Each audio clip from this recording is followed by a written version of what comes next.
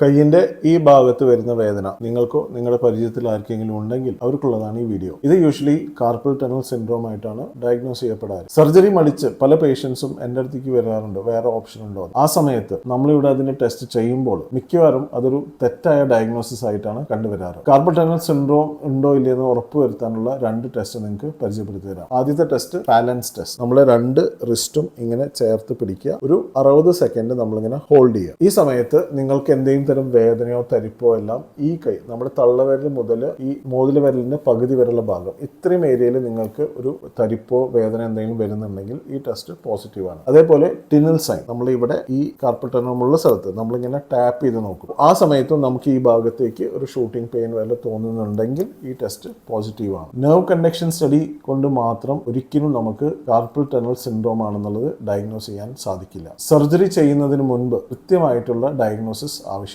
നിങ്ങൾക്ക് ഈ വീഡിയോ നിങ്ങളുടെ ഡോക്ടർമാരെ, സുഹൃത്തുക്കൾക്കോ ബന്ധുക്കൾക്കോ അയച്ചിട്ട് ഇത് കൺഫേം ചെയ്തതിന് ശേഷം മാത്രം ഇതിന്റെ കാര്യങ്ങൾ എടുത്താൽ മതി. ഇത്തരം സ്പൈൻ ആൻഡ് ജോയിന്റ് സംബന്ധമായിട്ടുള്ള അറിവുകൾക്ക് ഈ ചാനൽ എന്തായാലും ഫോളോ ചെയ്തോളൂ. അതുപോലെ ഈ വീഡിയോ മാക്സിമം എല്ലാവർക്കും ഷെയർ ചെയ്യും.